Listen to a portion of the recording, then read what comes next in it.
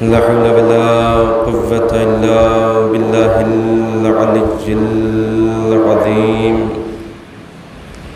أعوذ بالله من الشيطان اللعين الرجيم.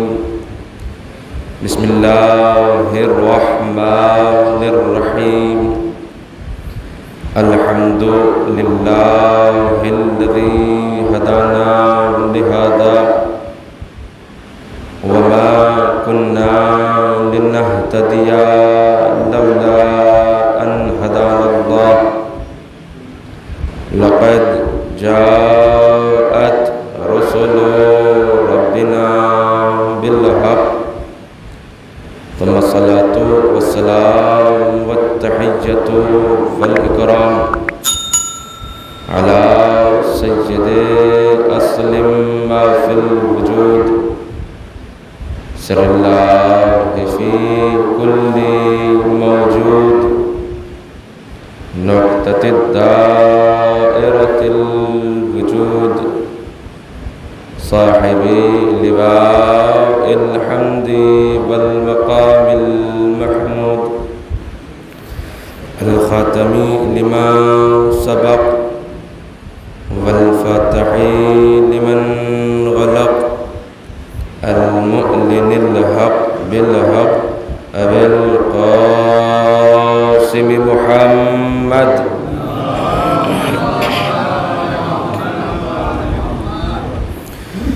ولعنة الله على أعدائهم ومنكري فضائلهم ومصائبهم وعطشهم وشجاعتهم وعظمتهم وولايتهم وسخاوتهم أجمعين. أما بعد، فقد قال الله الحكيم في كتابه الكريم: بسم الله الرحمن الرحيم. إن أكرمكم عند الله أتقاكم. بلند ترین صلوات ارشاد فرما دیجیے محمد وعلی محمد پر. اگر یہ بلند ترین صلوات تھی تو ایک آہستہ سے صلوات بھیج دیجیے محمد وعلی محمد پر.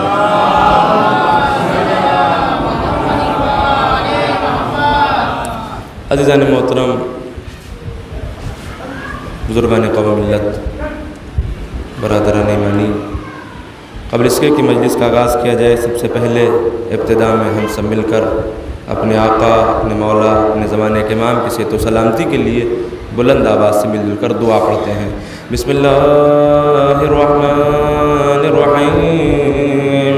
اللہم کل ولیک الحجۃ بن الحسن صلواتک علیہ وعلى آبائه في هذه الساعة وفي كل ساعة وليا وحافظا وقائدا وناصرا ودليلا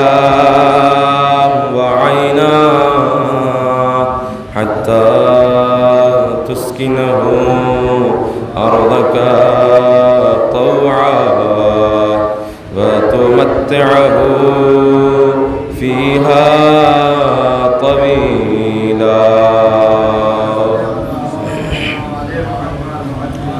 ایک اور بلند ترین صلوات ارشاد فرما دیجیے محمد وعلی محمد.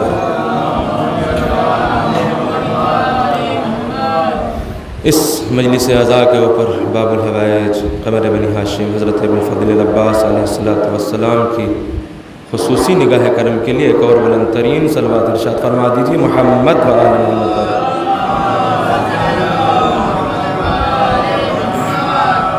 اپنی اپنی حاجتوں کی قبولیت کے لیے، اپنی اپنی تمام تر مشکلات کی دوری کے لیے، اپنی اپنی تمام تر عبادتوں کی قبولیت کے لیے، تمام تر عزاداری، ماتم، گریہ، بکا، سب کی قبولیت کے لیے ایک اور بلند ترین صلوات ارشاد فرما دیجیے محمد وعلی محمد.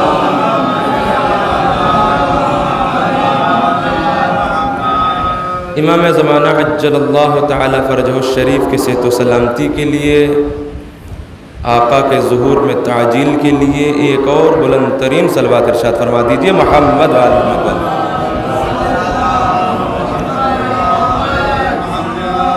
میں ایک شروع میں گزارش کرنا چاہتا ہوں، اگر بار خاطر نہ ہو تو تھوڑا سا آگے تشریف لے آئیں، اس لیے کہ آگے جگہ بہت زیادہ موجود ہے، اگر آپ لوگ آگے آ جائیں گے تو زیادہ بہتر رہے گا۔ ایک اور صلوات بھیج دیجیے محمد و آل محمد پر۔ عزیزان محترم، ماہ محرم کے ایام ہیں، آج 2 محرم الحرام ہو گئی ہے، عزا خانے سجے ہوئے ہیں، فرش عزا بچھی ہوئی ہے، مومنین کے دل محزون ہیں، مومنین غمزدہ ہیں۔ کیوں؟ اس لیے کہ یہ غم کا مہینہ ہے، حزن کا مہینہ ہے، ملال کا مہینہ ہے۔ عزیزان محترم، میں نے آپ کے سامنے قرآن مجید کی ایک آیہ کریمہ کی تلاوت کا شرف حاصل کیا، جس میں ارشاد اہدیت ہوتا ہے کہ ان اکرمکم عند اللہ اتقاکم، کہ تم میں سے ہمارے نزدیک وہ شخص لائق عزت و احترام ہے کہ جس کے پاس میں تقوی پایا جاتا ہو۔ توجہ چاہتا ہوں عزیزان محترم، دیکھیے پروردگار عالم نے بتا دیا کہ ہمارے نزدیک عزت اور احترام کا معیار کیا ہے، ہمارے نزدیک کسی کی تکریم اور تعظیم کا ملاک کیا ہے، معیار کیا ہے، وہ پروردگار عالم نے بتا دیا کہ ہمارے نزدیک وہی شخص لائق احترام ہے، وہی شخص لائق تکریم ہے کہ جس کے پاس میں تقوی پایا جاتا ہو، جس کے پاس میں پرہیزگاری پائی جاتی ہو، جس کے دل میں خوف الہی ہو، وہی انسان لائق احترام ہے، وہی ہمارے نزدیک عزت والا ہے، عزت دار ہے۔ لیکن عزیزان محترم، دنیا والوں نے عزت کا ملاک کیا بنایا؟ جس کے پاس میں پیسہ ہو اس کی عزت، جس کے پاس میں دولت ہو اس کی عزت، جس کے پاس میں مقام ہو اس کی عزت، جس کے پاس میں دولت ہو اس کی عزت، جس کے پاس میں پوسٹ ہو اس کی عزت۔ لیکن پروردگار عالم کہہ رہے نہیں، ہماری نگاہ میں وہ لائق عزت نہیں جس کے پاس پیسہ ہو، ہماری نگاہ میں وہ لائق احترام نہیں ہے جس کے پاس میں پوسٹ ہو، بلکہ ہمارے نزدیک وہ لائق احترام ہے، وہ لائق اکرام ہے کہ جس کے پاس میں تقوی پایا جاتا ہو، اب چاہے وہ غریب ہو چاہے وہ امیر کیوں نہ ہو۔ اگر تمہارے پاس میں تقوی ہوگا تو تم ہمارے نزدیک لائق احترام ہو، لائق اکرام ہو، چاہے غریب ہو چاہے امیر ہو۔ لیکن دنیا والوں نے اس کے برعکس ملاک قرار دیا، اس کے برعکس معیار بنایا۔ لیکن پروردگار عالم کہتا ہے نہیں، یہ پیسہ کچھ بھی نہیں ہے، دولت کچھ بھی نہیں ہے، ہمارے نزدیک تقوی ملاک ہے، تقوی معیار ہے۔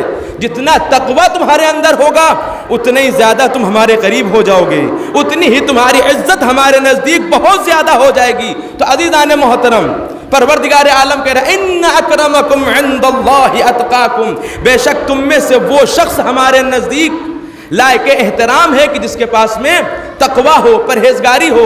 عزیزان محترم، تقوی کی لغوی معنی کیا ہے؟ بھئی تقوی بنتا ہے وقع یقی سے، یعنی بچنا، پرہیز کرنا، یہ لغوی معنی۔ کس چیز سے بچنا؟ جن چیزوں سے اللہ نے منع کیا ہے، جن چیزوں سے اللہ نے روکا ہے، ان چیزوں سے اپنے آپ کو بچانا، اپنے آپ کو روکنا، اسے کہتے ہیں تقوی۔ بھئی یہ ہو گئے لغوی معنی، یعنی اپنے آپ کو گناہوں سے بچانا، اپنے آپ کو برائیوں سے بچانا، اپنے آپ کو معصیت سے بچانا۔ اب چلتے ہیں پیغمبر اعظم ختمی مرتبت حضرت محمد مصطفیٰ صلی اللہ علیہ وآلہ وسلم، پیغمبر کی بارگاہ میں چلتے ہیں، دست ادب جوڑ کر عرض کروں گا یا رسول اللہ آپ بھی تو بتا دیجئے کہ متقی کسے کہتے ہیں، پرہیزگار کسے کہتے ہیں، تاکہ ہم بھی جان جائیں کہ متقی کون ہے۔ تو پیغمبر فرماتے ہوئے نظر آتے ہیں یا علی حبک تقوی والایمان، اے علی تمہاری محبت ہی تقوی اور ایمان کی نشانی ہے۔ اس کا مطلب یہ ہوا جس کے دل میں علی کی محبت وہی متقی ہے۔ یعنی اب پروردگار عالم کہنا یہ چاہ رہا ہے کہ ہمارے نزدیک وہی لائق احترام ہے، وہی لائق عزت ہے، وہی لائق اکرام ہے کہ جس کے دل میں علی کی محبت بستی ہو۔ ایک بلند ترین صلوات ارشاد فرما دیجئے محمد و آل محمد پر۔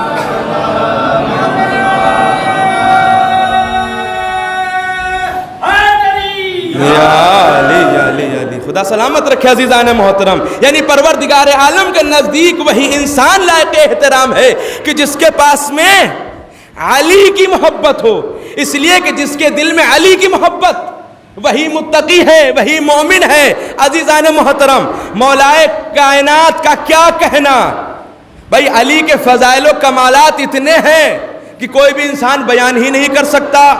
بھائی ہر خطیب تو اپنی فکر کے مطابق علی کو بیان کرتا ہے۔ ارے جب لوگوں کی ہماری فکر کے مطابق کا علی جب برداشت نہیں ہوتا ہے تو رسول کا علی لوگوں کو کیا برداشت ہوگا؟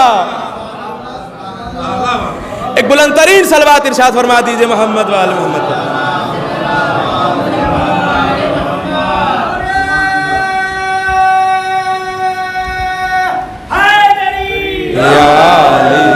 خدا سلامت رکھے عزیزان محترم۔ تو پیغمبر نے کیا فرمایا؟ یا علی حبک تقوی والایمان، اے علی تمہاری محبت ہی تقوی اور ایمان کی نشانی ہے۔ وبغضک کفر والنفاق، اور تمہارا بغض کفر اور نفاق کی نشانی ہے۔ تو عزیزان محترم، مولائے کائنات کی محبت کے بغیر، مولائے کائنات کی ولایت کے بغیر کوئی بھی عمل قابل قبول نہیں ہے۔ بھائی علی کی ولایت کے بغیر نماز پڑھتے رہو، نماز نہیں، اٹھک بیٹھک ہوگی۔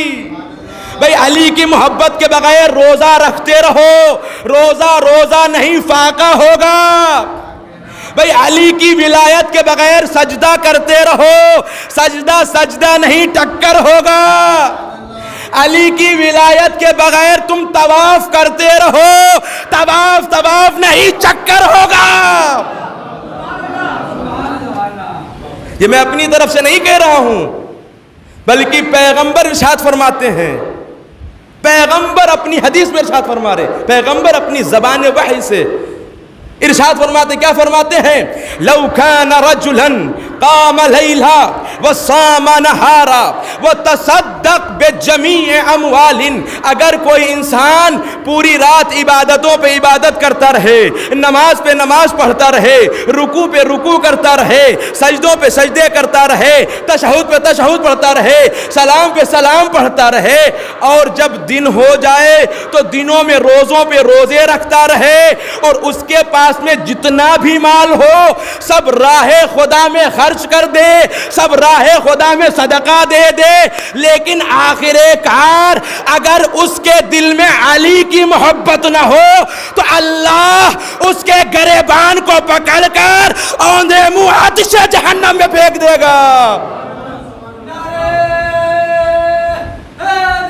یا علی خدا سلامت رکھے عزیزان محترم۔ لیکن اگر کسی کے دل میں ولایت علی ہو، عشق علی ہو، محبت علی ہو، تو پھر وہی نماز ہوگی، وہی روزہ ہوگا، وہی حج ہوگا، وہی خمس ہوگا، وہی عبادت ہوگی، پھر عبادتوں کی معراج ہوگی۔ عزیزان محترم، دیکھیے پروردگار عالم اپنے بندوں سے بڑی محبت کرتا ہے۔ پروردگار عالم نے جہنم کو خلق نہیں کیا ہے، بھائی توجہ چاہتا ہوں، پروردگار عالم نے جہنم کو خلق نہیں کیا، میں اپنی طرف سے نہیں کہہ رہا ہوں، بلکہ لوگوں نے جہنم کو خلق کروایا ہے۔ میں توجہ چاہتا ہوں، لوگوں نے جہنم کو خلق کروایا ہے، اللہ نے جہنم بنائی نہیں۔ بھئی وہ پروردگار عالم جو 70 ماؤں سے زیادہ محبت کرنے والا، کیا وہ چاہتا ہے کہ اپنے بندے کو دنیا میں بھیج کر جہنم میں بھیجے؟ ارے وہ تو چاہتا ہی ہے کہ ہمارے بندے جنت میں جائیں، بہشت میں جائیں، بہشتی بن جائیں، جنتی بن جائیں، لیکن لوگوں ہی نے اپنے اعمال کی وجہ سے جہنم کو بنوایا۔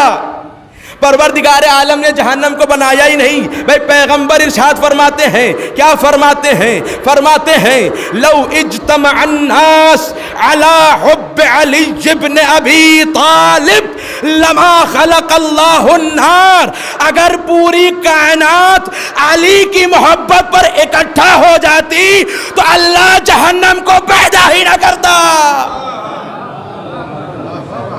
یہ پیغمبر ارشاد فرما رہے ہیں، اگر پوری کائنات علی کی ولایت پر، علی کی محبت پر جمع ہو جاتی تو اللہ جہنم کو پیدا ہی نہ کرتا۔ اب چونکہ لوگوں نے علی سے دشمنی کی، لوگوں نے علی سے بغض کیا، لہذا اللہ نے کیا کیا؟ جہنم کو خلق کر دیا۔ اب میں 4 مصرے نوجوانوں کو آمادہ کرنے کے لیے پڑھنا چاہتا ہوں، ایک صلوات کا سہارا دے دی تو پھر میں سناؤں آپ کو۔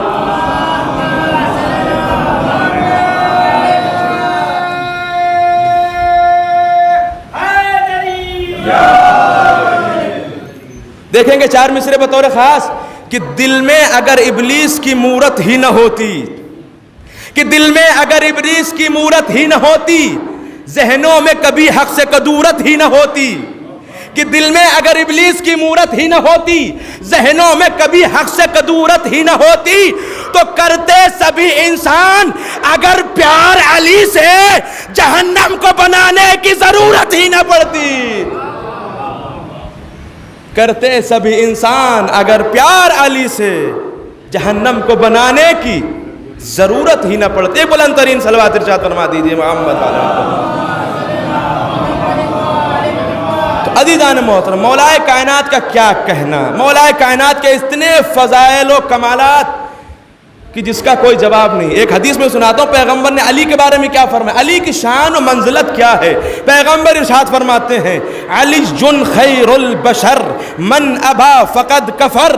پیغمبر فرماتے ہیں علی لوگوں میں سب سے اچھے ہیں، علی لوگوں میں سب سے اعلیٰ ہیں، علی لوگوں میں سب سے افضل ہیں، علی لوگوں میں سب سے اکمل ہیں، اور جس نے علی کے فضائل و کمالات کا انکار کیا گویا کہ اس نے کفر اختیار کیا۔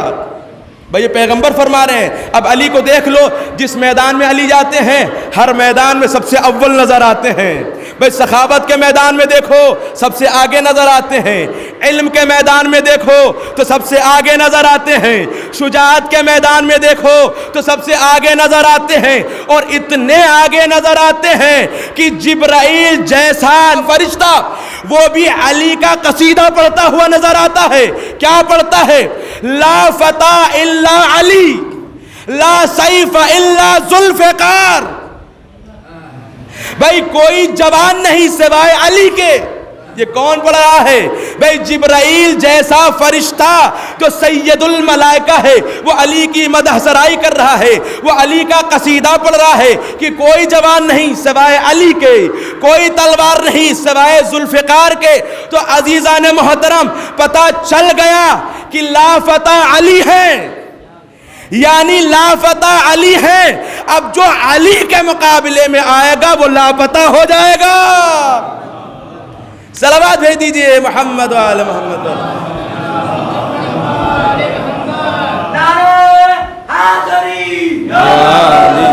خدا سلامت رکھے۔ عزیزان محترم، ہزاروں کروڑوں فضائل ہیں مولا کائنات کے کہ جن کا شمار بھی نہیں کیا جا سکتا ہے، کوئی بھی انسان نہیں گن سکتا ہے، اتنے مولا کائنات کے فضائل ہیں۔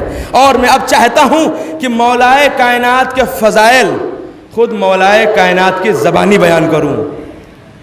بھئی مولا کائنات کے فضائل مولا کائنات کی زبانی۔ بھئی دیکھیے مختلف مقامات پر مولا کائنات نے کہا سلونی سلونی قبل ان تفقدونی، پوچھو جو کچھ مجھ سے پوچھنا چاہتے ہو قبل اس کے کہ میں تمہارے درمیان سے چلا جاؤں۔ یہ مولا کائنات نے ادعا کیا ہر جگہ، یہاں تک کہ مولا کائنات کے سر پہ جب ضربت لگی، مولا بستر علالت پر تشریف فرما ہے، اس وقت بھی مولا نے کہا سلونی سلونی قبل ان تفقدونی، جو کچھ پوچھنا چاہتے ہو مجھ سے پوچھ لو قبل اس کے کہ میں تمہارے درمیان سے چلا جاؤں۔ یہ مولا کائنات نے اعلان کیا، یہ ادعا کیا۔ بھئی مولا کائنات نے یہ آخری وقت میں ادعا کیوں کیا؟ بھئی سر پہ ضربت لگی ہوئی ہے، ماتھے پہ پٹی بندھی ہوئی ہے، بستر علالت پر ہیں، اس کے بعد اب علی کیوں کہہ رہے ہیں؟ بھئی اس سے پہلے مولا کائنات نے بارہا کہا، کبھی محراب میں کہا، کبھی منبر پر کہا، کبھی میدان میں کہا، کبھی لوگوں کے درمیان میں کہا، ہر جگہ کہتے رہے سلونی سلونی قبل ان تفقدونی، پوچھو جو کچھ پوچھنا چاہتے ہو قبل اس کے کہ میں تمہارے درمیان سے چلا جاؤں۔ بے مولا کائنات نے ہمیشہ کہا کہ آپ کے ذہن میں سوال نہیں آتا ہے کہ آخر کار مولا کائنات کا آخری وقت ہے، اور آخری وقت میں بھی سر پہ ضربت لگی ہوئی ہے، بستر علالت پر ہیں، اب علی یہ دعویٰ کیوں کر رہے ہیں؟ بھائی توجہ چاہتا ہوں، اب علی سلونی کا دعویٰ کیوں کر رہے ہیں؟ میں مولا سے کہوں گا مولا آپ نے پہلے تو بارہا ہی اعلان کیا ہے، سلونی سلونی کا دعویٰ کیا ہے، اب آپ کے سر پہ ضربت لگی ہے، آپ کا آخری وقت ہے، آپ یہ سلونی کا دعویٰ کیوں کر رہے ہیں؟ تو عجب نہیں مولا بھی آواز دے تجھے کیا خبر؟ میں ان منافقوں کو بتانا چاہتا ہوں کہ جنہوں نے رسول کے اوپر آخری وقت میں ہذیان کا تہمت لگایا تھا۔ بھائی توجہ چاہتا ہوں، ایسے نہ سنیے، تھوڑا بیدار ہو کے سنیے۔ بھائی مولا کہیں گے میں ان منافقوں کو بتانا چاہتا ہوں جنہوں نے رسول کے اوپر آخری وقت میں بھائی ہذیان کی تہمت لگائی تھی کہ رسول ہذیان کہہ رہے ہیں۔ میں بتانا یہ چاہ رہا ہوں کہ دیکھو میں رسول کا بھائی علی ہوں، ارے رسول کے سر پہ ضربت نہیں لگی تھی، میرے سر پہ ضربت لگی ہے۔ جب میرے سر پہ ضربت لگی ہے تب تو میں سلونی کا دعویٰ کر رہا ہوں، میرے بھائی نبی کے سر پہ ضربت تو لگی نہیں تھی، انہیں ہذیان کیسے ہو سکتا ہے؟ ایک بلند ترین صلوات بھیج دیجئے محمد وآل محمد۔ جب میرے بھائی کے سر پہ ضربت نہیں لگی تھی، رسول کے سر پہ ضربت نہیں لگی تھی، تو ہذیان کیسے کہہ سکتے ہیں؟ جب ان کے بھائی علی کے سر پہ ضربت لگی ہے، وہ سلونی کا دعویٰ کر رہے ہیں، اور رسول کے سر پہ تو ضربت نہیں لگی، لہذا وہ کیسے ہذیان کہہ سکتے ہیں؟ تو عزیزان محترم، اب مولا کے ایک بہت بڑے صحابی ہیں، مولا کے جلیل القدر صحابی، چاہنے والے صعصع ابن سوحان، آگے بڑھتے ہیں، اور آگے بڑھنے کے بعد میں کہتے ہیں کہ مولا اجازت ہے کہ میں آپ سے کچھ سوال کروں؟ مولا نے کہا کہ ہاں صعصع تمہیں اجازت ہے، تم سوال کر سکتے ہو۔ صعصع کہتے ہیں مولا یہ بتائیے من افضل انت ام آدم؟ مولا یہ بتائیے آپ افضل ہیں کہ آدم؟ بھائی توجہ چاہتا ہوں، مولا نے کہا صعصع تزکیۃ المرء لنفسہ قبیح، مولا کہتے ہیں صعصع انسان کا اپنی زبان سے تعریف کرنا برا سمجھا جاتا ہے، لیکن صعصع چونکہ اللہ نے اپنے حبیب سے قرآن میں فرمایا سورہ ضحیٰ کے اندر، اے میرے حبیب فَأَمَّا بِنِعْمَةِ رَبِّكَ فَحَدِّثْ، اے میرے حبیب ہم نے جو آپ کو نعمتیں عطا کی ہیں ان نعمتوں کو بیان کرو۔ اے صعصع میں اپنی تعریف کے لیے نہیں بیان کر رہا ہوں، بلکہ یہ فضائل و کمالات اللہ نے چونکہ ہمیں نعمت کے طور پہ عطا کیے ہیں لہذا میں بیان کر رہا ہوں۔ امام کہتے ہیں صعصع انا افضل من آدم، صعصع میں آدم سے افضل ہوں۔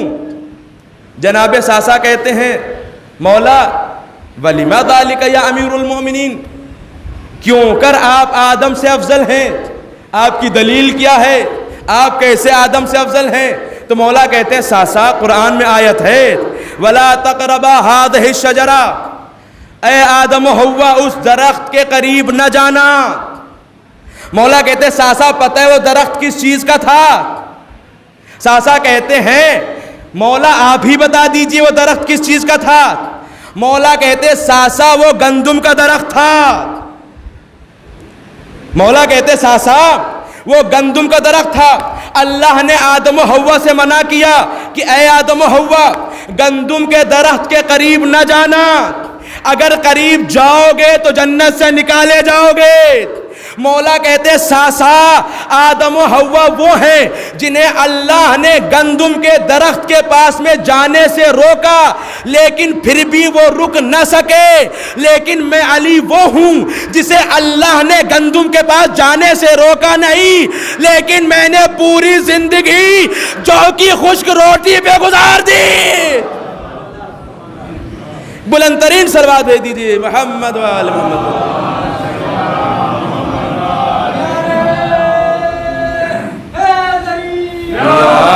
علی خدا سلامت رکھے۔ عزیزان محترم، مولا کہتے ہیں اس اعتبار سے میں آدم سے افضل ہوں۔ اللہ نے مجھے منع نہیں کیا کہ گندم کے درخت کے پاس میں تمہیں نہیں جانا ہے، لیکن پھر بھی میں نے پوری زندگی جو کے اوپر گزار دی۔ اس کے بعد میں جناب ساسا آگے بڑھتے ہیں ہاتھوں کو جوڑ کر، یہ میں اپنی زبانی بیان کر رہا ہوں، کہتے ہیں مولا من افضل انت ام ابراہیم، مولا آپ افضل ہیں یا جناب ابراہیم؟ مولا کہتے ہیں ساسا انا افضل من ابراہیم، ساسا میں ابراہیم سے افضل ہوں۔ کہا وَلِمَ ذَلِكَ یا امیر المومنین، مولا آپ کی افضلیت کی دلیل کیا ہے؟ آپ کیوں کر جناب ابراہیم سے افضل ہیں؟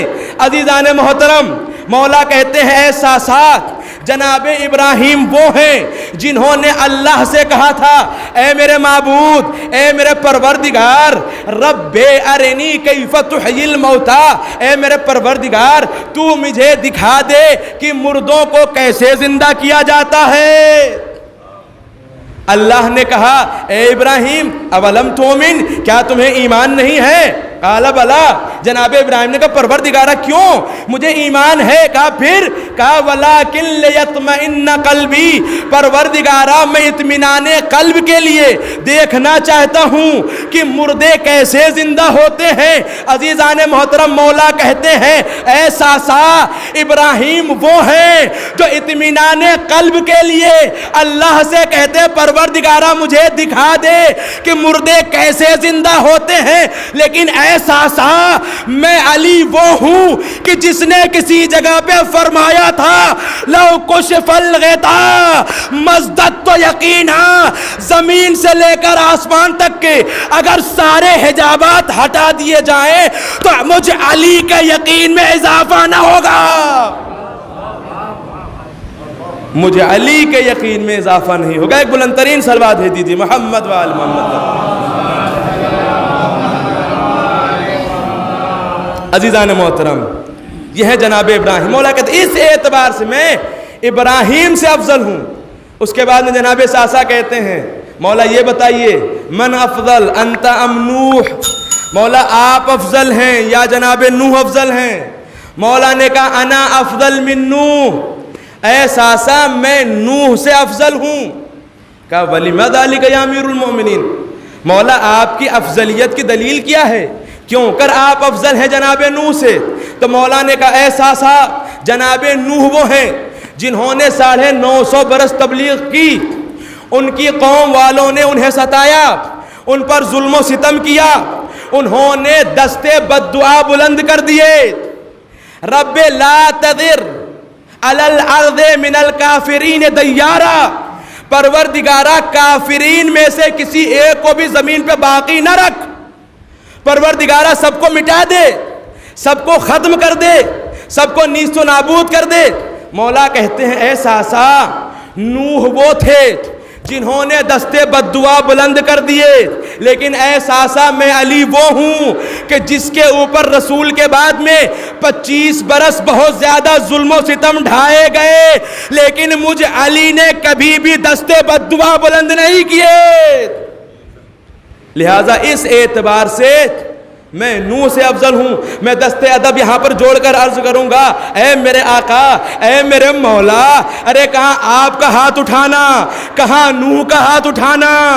مولا آپ کے ہاتھ اٹھانے میں اور نوح کے ہاتھ اٹھانے میں زمین سے لے کر آسمان تک کا فرق ہے۔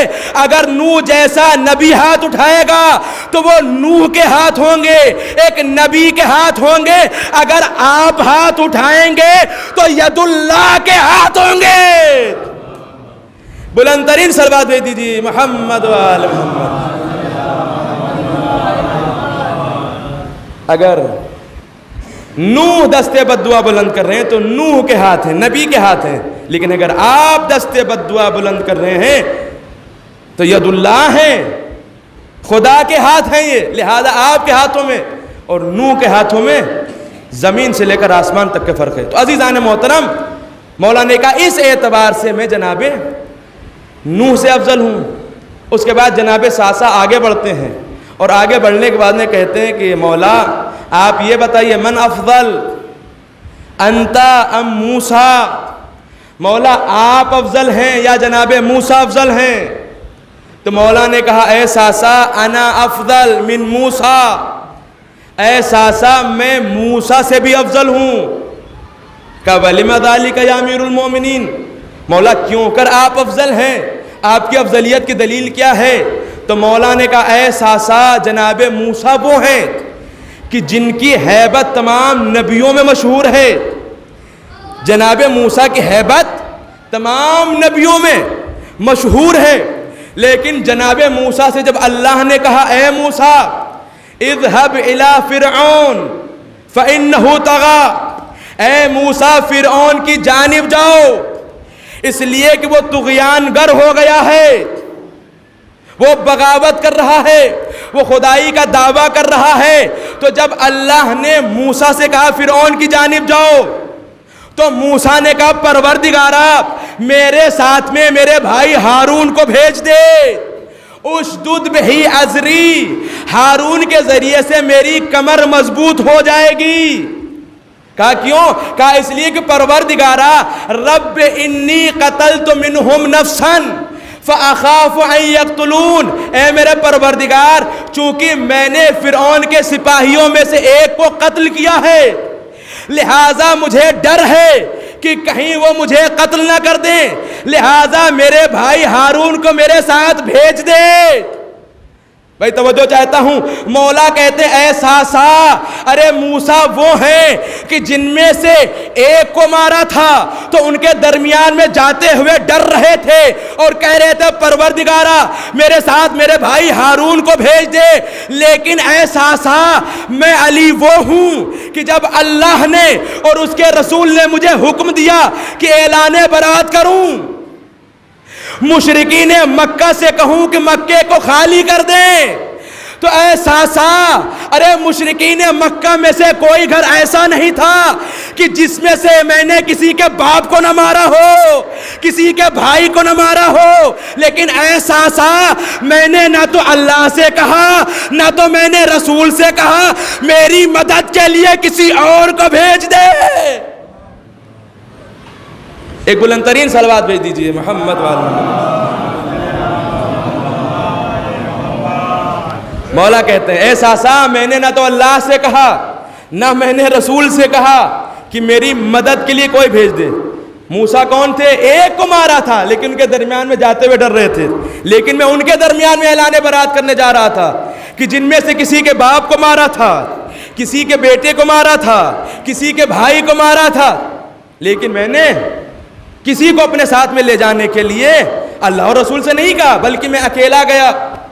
اس کے بعد مولا کہتے ہیں اے ساسا جب میں اعلان برات کرنے کے لیے گیا تو میں خانہ کعبہ کی چھت پہ گیا اور میں نے اعلان برات کیا اے کفار مکہ، اے مشرکین مکہ، مکے کو خالی کر دو، کیونکہ اللہ کا حکم آیا ہے، رسول کا حکم آیا، آپ نجس ہیں، ناپاک ہیں، مکے کو خالی کر دیجئے۔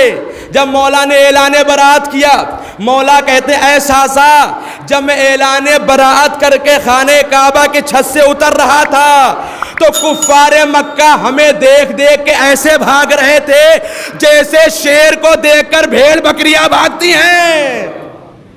اے ساسا اس وقت میں نے اپنے دل کو جھانک کے دیکھا کہ میرے دل میں ذرہ برابر خوف نہیں تھا، اور میں نے کفار مکہ کو دیکھا سب کے دلوں میں خوف طاری تھا۔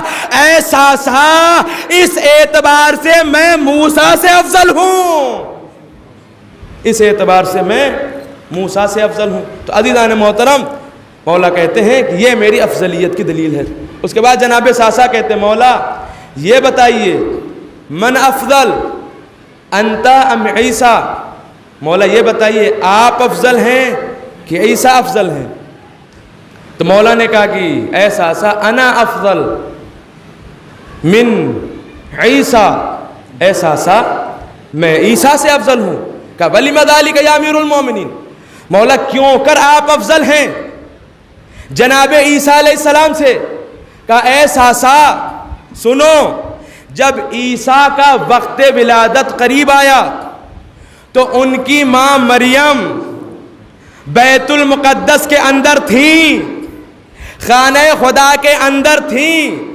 اللہ نے حکم دیا یا مریم ھذا بیت العبادہ لل بیت الولادہ، اے مریم یہ عبادت کا گھر ہے، ولادت کا گھر نہیں، لہذا اے مریم بیت المقدس سے باہر تشریف لے جائیے۔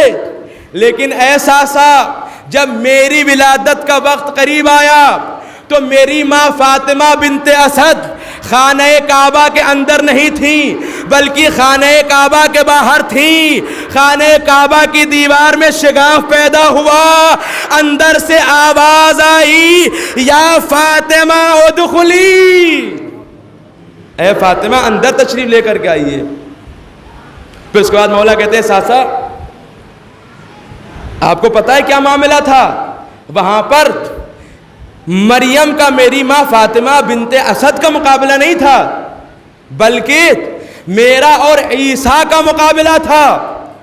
مریم کو عیسیٰ کی وجہ سے بیت المقدس سے نکالا گیا اور میری ماں فاطمہ بنت اسد کو میری وجہ سے خانہ کعبہ کے اندر بلایا گیا، لہذا اس اعتبار سے میں عیسیٰ سے افضل ہوں۔ عزیزان محترم، یہ ہے مولائے کائنات کی فضیلت خود مولائے کائنات کی زبانی۔ عزیزان محترم، مولائے کائنات کا کیا کہنا؟ بھائی مولائے کائنات تمام انبیاء کے صفات کا مظہر ہے۔ اگر کوئی چاہتا ہے کہ آدم کا علم دیکھے تو وہ علی کی طرف دیکھے، اگر کوئی چاہتا ہے نوح کا تقویٰ دیکھے تو وہ علی کی طرف دیکھے، اگر کوئی چاہتا ہے ابراہیم کی خلت دیکھے تو وہ علی کی طرف دیکھے، اگر کوئی چاہتا ہے کہ موسیٰ کی ہیبت دیکھے تو وہ علی کی طرف دیکھے، اگر کوئی چاہتا ہے عیسیٰ کی عبادت دیکھے تو وہ علی کی طرف دیکھے۔ اور میں جملہ کہہ رہا ہوں، اگر کوئی چاہتا ہے رسول خدا کی شجاعت دیکھے تو وہ علی کی طرف دیکھے۔ ایک بلند ترین صلوات ارشاد فرما دیجئے محمد والی۔ عزیزان محترم، بہت فضائل و کمالات مولائے کائنات کے، لیکن یہ یاد رہے، یہ آپ کے ذہن میں رہے کہ جس کے اتنے فضائل و کمالات ہوں اس کے اوپر مصائبوں کے پہاڑ ڈھا دیے گئے۔ ہاں زردہ رواج 2 محرم الحرام ہو گئی، امام حسین کربلا میں وارد ہو رہے ہیں، امام کا قافلہ کربلا میں وارد ہو رہا ہے۔ 2 محرم کو امام کا قافلہ وارد ہوا ہے۔ عزاداروں پوری کائنات میں دیکھیے عزاخانے سجائے جا چکے ہیں، فرش عزا بچھائی جا چکی ہے، عزادار گریہ کر رہے ہیں، ماتم کر رہے ہیں، پرسہ پیش کر رہے ہیں۔ لیکن آپ کو پتہ ہے جب بھی ماہ محرم آتا تھا امام رضا علیہ السلام کا دستور تھا، امام رضا علیہ السلام اپنے عزاخانے میں سیاہ پرچم لگاتے تھے، اپنے عزاخانے کو امام پورا سیاہ کر دیا کرتے تھے۔ ایک مرتبہ ایسا ہوا کہ امام رضا علیہ السلام اپنے عزاخانے کو سجا رہے تھے، سجاتے سجاتے ایک مرتبہ امام کی چیخیں بلند ہو گئیں۔ عزاداروں، ارے چاہنے والے صحابہ بھی موجود تھے، آگے بڑھ کر کہتے ہیں مولا ارے آپ کے گریہ کرنے کا سبب کیا ہے؟ امام رضا کہتے ہیں ارے تمہیں پتہ نہیں، ارے پردے کے پیچھے سے میری دادی فاطمہ کی رونے کی آواز آ رہی، ہائے میرا حسین، ارے جسے چکیاں پیس پیس کے پالا تھا، ارے بڑے بے رحمی سے میرے لال کو کربلا میں شہید کیا گیا۔ ہاں زادارو، امام کہتے ہیں ارے میں کیسے نہ رہوں، میری دادی فاطمہ ڈھوڑے مار مار کے رو رہی، ہاں زیادہ رو۔ ارے امام رضا علیہ السلام بلند بلند آواز سے گریا کرتے ہیں، تو آپ بھی رونے میں بخل نہ کیجئے۔ ارے اگر اب نہ روئیں گے تو پھر کب روئیں گے؟ آج 2 محرم ہو گئی، امام حسین کا کارواں ارے کربلا میں داخل ہوتا ہے۔ امام وہاں کے لوگوں سے پوچھتے ہیں، ارے بتاؤ اس زمین کا نام کیا ہے؟ کسی نے کہا اس زمین کا نام غازریہ ہے۔ مولا نے کہا کیا اس کا کوئی اور بھی نام ہے؟ کہا ہاں ہاں اس کا نام نینوا بھی ہے۔ مولا نے کہا کیا اس کا کوئی اور بھی نام ہے؟ کہا ہاں ہاں مولا اسے شط فرات بھی کہا جاتا ہے۔ عزاداروں، اس کے بعد مولا کہتے ہیں ذرا یہ بتاؤ کیا اس کا کوئی اور بھی نام ہے؟ تو کہا ہاں ہاں مولا اس کا نام ہے کرب و بلا۔ عزاداروں، جیسے کربلا کا نام سننا تھا، امام نے کہا ارے یہی وہ سرزمین ہے جو ہماری آخری منزل ہے۔ امام نے مسائل پڑھنا شروع کیے، ہاں ہنا مذبح اولادنا، ارے یہی وہ جگہ ہے جہاں ہماری اولاد کو ذبح کیا جائے گا۔ ہاں ہنا تسبح عیالنا، ارے یہی وہ جگہ ہے جہاں بیویوں کو قیدی کر کے لے جایا جائے گا۔ ہاں زادارو، ارے امام مسائل پڑھ رہے تھے، بیویاں بھی مسائل سن رہی تھیں۔ جناب زینب آگے بڑھی، ایک مرتبہ خاک کربلا ایک مشت میں اٹھاتی ہیں اور سونگتی ہیں، ایک مرتبہ چیخ مار کے رونا شروع کر دیتی ہیں۔ امام حسین کہتے ہیں اے بہن زینب، ارے رونے کا سبب کیا ہے؟ عزاداروں، ایک مرتبہ بی بی زینب نے کہا اے بھیا حسین، ارے اس خاک سے آپ کی خون کی بو آ رہی ہے، اجرکم اللہ۔ ہاں زادہر ہو، امام فرماتے ہیں اے بہن زینب، ارے ہمیں یہی شہید کیا جائے گا، ارے ہمیں یہیں پر بھوکا پیاسا مارا جائے گا۔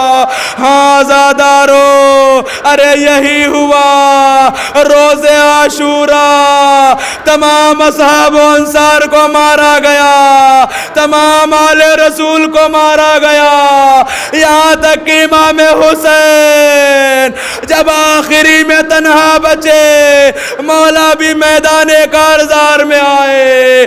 ارے مولا جب سین پر سنبھل نہ سکے، شمر امام کے سینے پر سوار ہوا، الشمر جالس علی صدر الحسین، ارے شمر نے سر و تن میں جدائی کی، فضا میں آواز گونجی، الا قد قتل الحسین بکربلا وعلا ذبح الحسین بکربلا، الا لعنت اللہ علی القوم الظالمین وسيعلم الذين ظلموا أي منقلب ينقلبون۔